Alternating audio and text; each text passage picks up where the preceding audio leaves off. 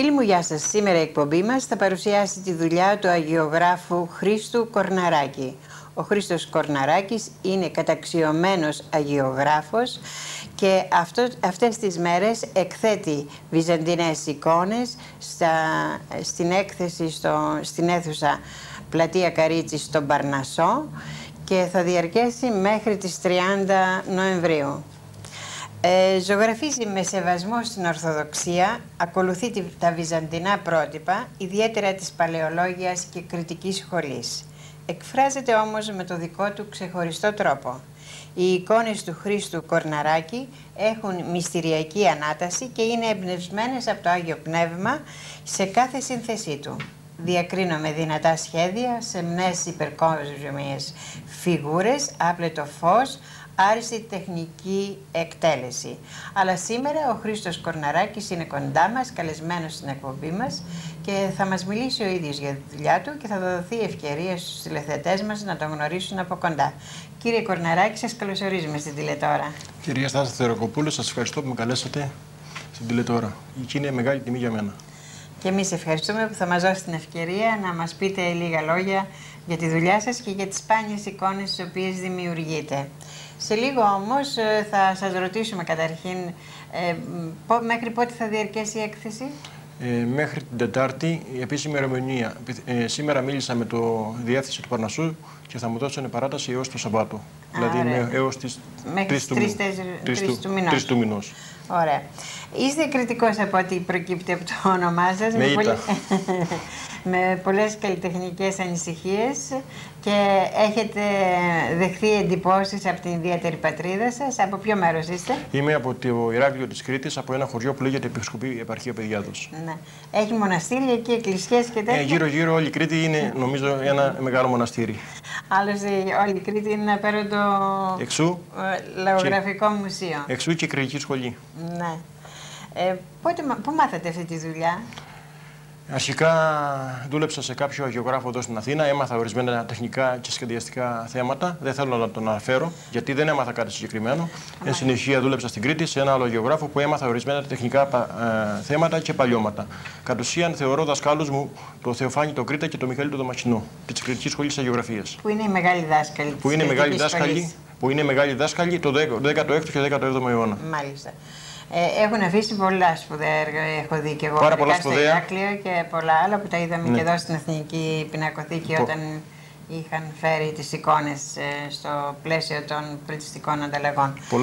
Μπορώ να συμπληρώσω πολλά σπουδαία έργα και μάλιστα ο Μιχαήλ Δαμασσινός είχε αφήσει ένα μεγάλο μαθητή, τον Έλλη Γκρέκο, τον Δομήνικο Θεοτοκόπουλο. Μάλιστα. Πόσες εκθέσεις έχετε κάνει?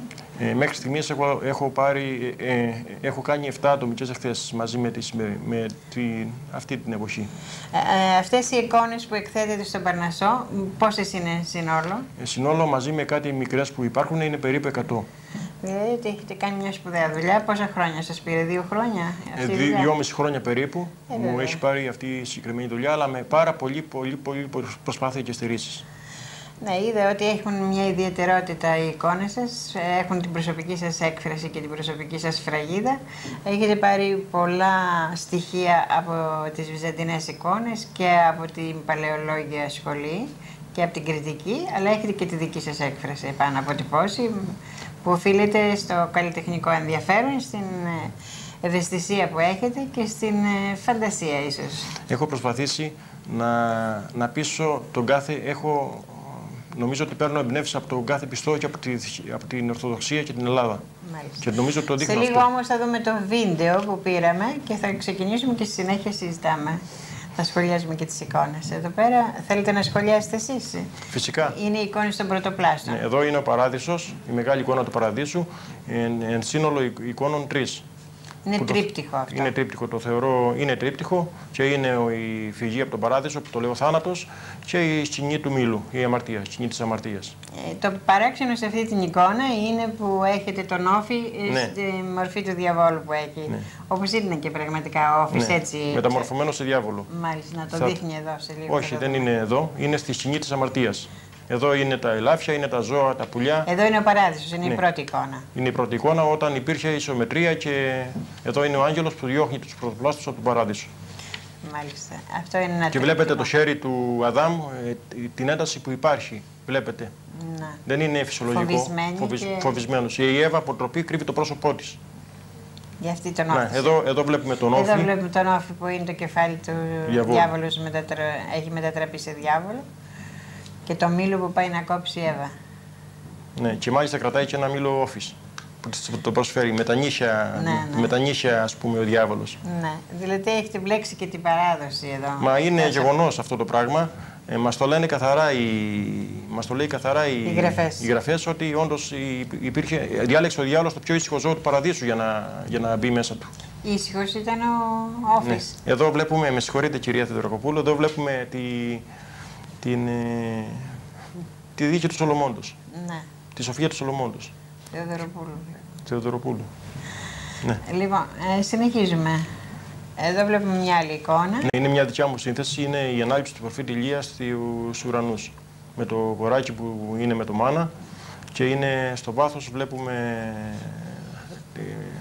οι τρεις αγγέλοι στον ουρανό που μαζί με τους 12 φυλές του Ισραήλ. Ένα στεφάνι από 12. Εδώ είναι ο Ηλισέος που δίνει ο Ηλίας το χιτώνα. Μάλιστα. Εδώ είναι η γέννηση. Εδώ είναι η γέννηση. Νομίζω ότι χρειάζεται σχολιασμός.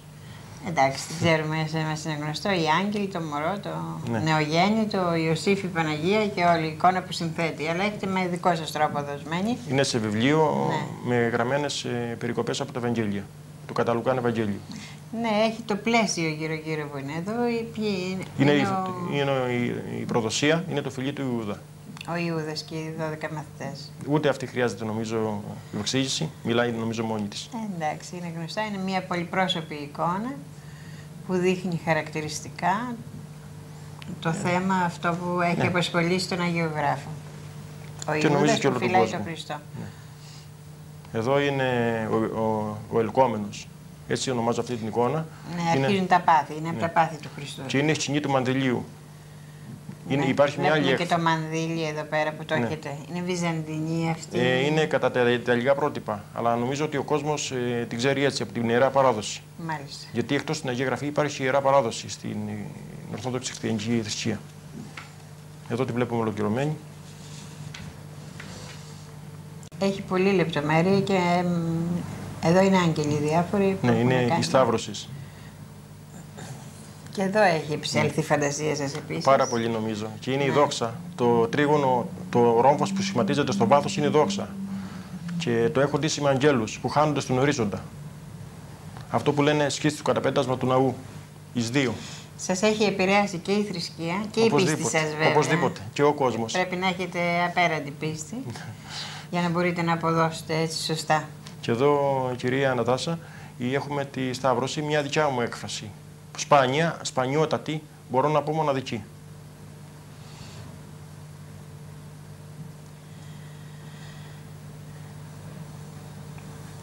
Και όπως βλέπετε η επιγραφή ο βασιλεύς της δόξης, πάντα στο Χριστό. Και όχι το κοροϊδευτικό Ιησούς Ναζωραίος βασιλεύς των Ιουδαίων. Ναι. Εδώ είναι υποκαθήλωση. Έχετε το πραγματικό βυζαντινό ακολουθείτε. Φυσικά. Και μάλιστα αρκετή ισομετρία. Όχι το μεταγενέστερο που επικράτησε. Ασφαλώς όχι, όχι το Ιταλοκρατούμενο, το βυζαντινότατο, το ορθόδοξο, το ελληνικό. Εδώ βλέπουμε τα πάθη, το ιεροπάθος έτσι. Εδώ είναι ο εμπεγμός. Η κοροϊδία που κάνουν στο Χριστό. Με το στεφάνι, το ακάθινο στεφάνι. Που τον κοροϊδεύουν, το χλεβάζουν, υπάρχουν ταυλοί, οι στρατιώτες που το φυλάνε. Ναι, δείχνει και τη θλίψη του Χριστού και την τιμωρία που υφίσταται, την άδικη. Ακριβώς, η άδικη και σε έναν άνθρωπο, ας πούμε για αυτούς, τόσο πολύ η κοροϊδία και τόσο πολύ εμπεγμός. Εδώ είναι η Σταύρωση κλασική. Ναι, ένα λεπτό. Είδαμε αυτές τις εικόνες. Οι Άγιες εικόνες του Χρήστου Κορναράκη είναι περίπου μεγαλειώδεις δικές. Βυζαντινές εικόνες κριτικής σχολής. Εικόνες χειροποίητες φτιαγμένες με τον παλιό παραδοσιακό τρόπο από τον αγιογράφο Χρήστο Κορναράκη. Εικόνες εμπρεσμένες, ζωγραφισμένες από τον κριτικό αγιογράφο Χρήστο Κορναράκη. Εικόνες που εκφράζουν το Άγιο Πάθος σε όλες τις φάσεις. Εικόνες από την Παλιά και Καινή Διαθήκη. Εδώ βλέπουμε είναι ο επιτάφιος Τρίνος. Είναι η ταφή του Χριστού. Εξού και ο επιτάφιος Τρίνος, ο τίτλος. Μάλιστα. Τα πρόσωπα λίγο πολύ είναι γνωστά στον χριστιανό Έλληνα. Ναι, έχει μια μυσταγωγία. Είναι μυστηριακή ανάταση, όπως είπα. Πάρα πολύ υπεύθυνη η εικόνα αυτή, η συγκεκριμένη ο επιτάφιος. Ναι. Εδώ έχουμε τον αποκεφαλισμό του Ιωάννη του Προδρόμου. Είναι μια δικιά μου σύνθεση και βλέπουμε τη μητέρα της Σαλόμης. Βλέπετε ότι υπάρχει, ναι, λέει να εκτελέσεις, ας πούμε, αυτό το πράγμα. Εδώ ο Ιωάννης Πρόδρομος, κατεβασμένα τα μάτια, θλιμμένος. Είναι και η κόρη της. Είναι και η Σαλόμη, ντυμένη με τα πέπλα της. Εδώ έχουμε τον Άγιο Ιωάννη το Θεολόγο και τον Πρόχωρο, το μαθητή του που γράφει τα Ευαγγέλια νήσο Πάτμου. Εδώ είναι ο Άγιος Ιωάννης ο Πρόδρομος που δείχνει τον Χριστό στους μαθητές του, τον Ανδρέα και τον Ιωάννη. Εδώ έχουμε μία εικόνα που την έχω φτιάξει αφίσα και νομίζω ότι οι καιροί μας λένε... Εδώ είναι και τις 7 εκκλησίες που έχει πει Ακριβώς. ο Άγιος Ιωάννης. Ναι. Είναι 7 εκκλησίες, είναι 7 αγγέλοι, είναι η αρχή της Αποκάλυψης. Μάλιστα. Η αρχή του κεφαλαίου. Εκεί που μαρτύρησε... Εδώ βλέπουμε τον Άγιο Δημήτριο Θεσσαλονίκη, που από εκεί απλώνει η Ελλάδα όπως δεν την έχουμε συνηθίσει. Η Ελλάδα με πλατίνα όμως. Ναι, έχετε και τον πύργο της Θεσσαλονίκης. Ναι, το Λευκό Πύργο. Εδώ είναι μια αυστηρή, υπάρχει η Αγία Ελένη, η οποία την έχω φτιάξει πάρα πολύ αυστηρή. Αυστηρή είναι η Βυζαντινή, μα ήταν γραία. Ήταν γραία. Και σε αυτή την περίπτωση, σε αυτή την εικόνα, είναι μοναδική εικόνα και μάλιστα δείχνει το σταυρό που βρήκε. Ναι. Και μοναδική εικόνα γιατί είναι μόνη της, όχι με τον Άγιο Κωνσταντίνο. Αυτή είναι αυστηρός η Βυζαντίνη. Κατερίνη, αυτή είναι που γιόρταζε προχθές. Ναι. Μεγάλη χάρη. Είναι η νύφη του Χριστού με το μαντίλι της. Ναι. Κρατάει το φοίνικα σημάδι της αιωνιότητας. Ναι. Με τους θρόνους, τα άσπρα. Αρέσει και το γύρω-γύρω, λίγο παλαιολόγια μοιάζει αυτή. Ήθελα να δώσω... Έμφαση. Ναι, ήθελα να δώσω την αριστοκρατική της καταγωγή. Μάλιστα. Εδώ είναι οι Άγιοι της Βυτιλίνης. Εδώ είναι πάνω σε ξύλο. Ναι, είναι κάτι εικόνες από... Έχω τοποθετήσει ορισμένα θέματα που να ταιριάζουν. Εδώ είναι ο Άγιος Ιωάννης ο Πρόδρομος, που τον ονομάζω και ασκητή. Είναι και ένα πολύ ωραίο δώρο να χαρίζετε μια εικόνα. Οπωσδήποτε. Είναι διαχρονικό δώρο και στολίζει και το σπίτι και αναποθέτει ο κάθε χριστιανός της ελπίδας. Εδώ είναι ο προφήτης ο Ιωνάς, που βγαίνει μέσα από το Κήτος. Βγαίνει μέσα από το Κήτος. Είναι νομίζω ο Ψαλμός 68, από τον Δαβίδ. Και συμβολίζει την ταφή. Εδώ είναι ο προφήτης Αβραάμ, που είναι η θυσία του Αβραάμ, που λέμε, εν ολίγης. Εδώ είναι οι τρεις πέδες σε καμίνο. Αυτός είναι ο άγγελος που ελευθερώνει τους τρεις πέδες. Στο βάθος βλέπουμε τον βασιλιά που άφησε η ιστορία, τον βασιλιά Ναβουχοδονόσορα, και που διατάζει να τους ρίξουν και άλλα ξύλα. Θέλω να σας ρωτήσω πού είναι η έδρα σας, ναι. Το εργαστήρι σας που βρίσκεται. Το εργαστήριό μου είναι στη Νέα Σμύρνη, Αγίας Φωτεινής 55. Μάλιστα. Και παίρνετε παραγγελίες, εργάζεστε εκεί επί παραγγελιών και με παραγγελίες και με κυρίως... δικές εμπνεύσεις, ναι. Τις οποίες αργότερα κάνετε σε έκθεση. Οπωσδήποτε. Πρέπει αυτά τα πράγματα που φτιάχνουμε, εξάλλου ορισμένες εικόνες που παρουσιάσαμε σήμερα, έχουν πουληθεί. Είμαι αναγκασμένος και είμαι υποχρεωμένος να παρουσιάσω αυτές τις εικόνες για να τις δει ο κόσμος. Δεν παρουσιάζω μόνο τη δουλειά μου για να ζήσω. Είδαμε και θαυμάσαμε τη δουλειά σας. Σας εύχομαι πάντοτε να έχετε καλές επιτυχίες και πολύ καλές δημιουργίες. Είσαστε ένας καταξιωμένος αγιογράφος και έχετε κατορθώσει να δίνετε στη δουλειά σας μεγάλη έμφαση,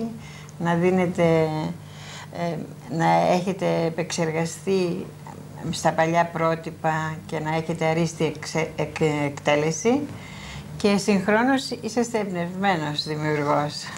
Ευχαριστώ πάρα πολύ, κυρία Νατάσα Θεοδωρακοπούλου. Είναι μεγάλη μου τιμή που με καλέσατε στο κανάλι, που το θεωρώ σύμβολο εκτός ότι και της Ορθοδοξίας.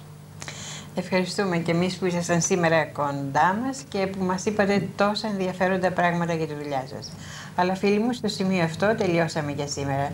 Ανανεώνουμε το ραντεβού μας για την ερχόμενη Δευτέρα, την ίδια όπως πάντα ώρα. Και στο φίλοι μου, γεια σας.